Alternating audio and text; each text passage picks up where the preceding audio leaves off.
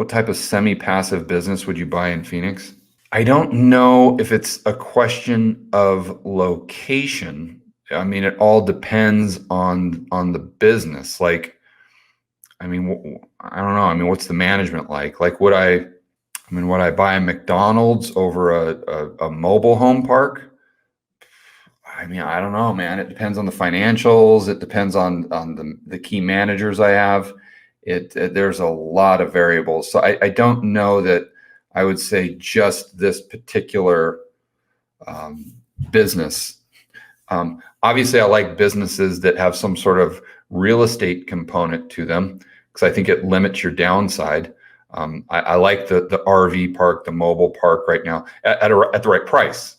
Don't just run out and buy one. But I like things, like these Airstream parks I've been talking about a lot on the live streams that you can get just an epic amount of cash flow. And I think those would do very well in Phoenix around kind of the touristy areas because you got the lakes like Lake Pleasant, or maybe doing one out at Saguaro Lake, or maybe up in Sedona. Boy, Sedona. If you could get a piece of land up there and do like 10 Airstreams on the piece of land and then brand it as like this little kind of cool retro Airstream hotel type campground thing.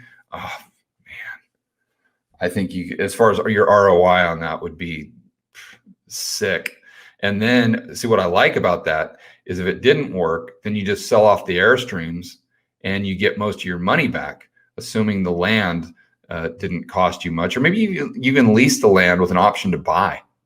You might be able to negotiate some deal like that where you lease the land for, let's say, I don't know, 5 years or something, with a first right of refusal to buy at a strike price at the end, a pre-negotiated strike price at the end of the 5 years. And so then you're not tied down to an illiquid asset. The longest you're hanging on to it is, let's say, 5 years, when you're going to give it a shot with the Airstreams for a year or two. So you're kind of limiting your downside there. Or if you bought the land, then you got a lot out of pocket that you could have put toward the Airstreams, and you're left with an asset that's highly illiquid, that's not paying you to own it. And then also too, you set up the business, and after 5 years, you might be able to go to the bank and just borrow against the business, or get an SBA loan by saying, hey, listen, I've got this fantastic business. Here's my financial statements. I'm making 200 grand a year with these Airstreams. I need another 100,000 or 200,000 to buy the land. You might be able to get someone to do. I mean, you might even be able to get hard money if you're making that much cash flow, which you probably would. You might be able to just or take it out of cash flow. Sure, that's the best. Just buy the land out of cash flow. There you go. Just take the cash flow, invest it in something else, then that's paying you to own it, and then set up your portfolio. Then at the end of the 5 years, just take the portfolio and the growth, and then go ahead and buy the land with it. And there you go. You're ready to jam. And then if you got the land, and if you got let's say $200,000 in cash flow, then you got to think of the multiple on that, especially if the Fed keeps interest rates at zero over the next 2-3 years. You look at you got a business that's making 200 grand. You can put a 3 times multiple on that easy in today's environment. And that's without the real estate.